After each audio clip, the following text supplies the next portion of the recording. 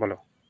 বাবা, আমাদের এখানে অনেক বড় সাপ এসছে, আমি একটা সাপকে মেরেছিলাম, সেই সাপ আমাকে অনেক ধাওয়া দিচ্ছে। বাবা একটু চোখ মিলে তাকান বাবা, বাবা একটু চোখ মিলে তাকান বাবা।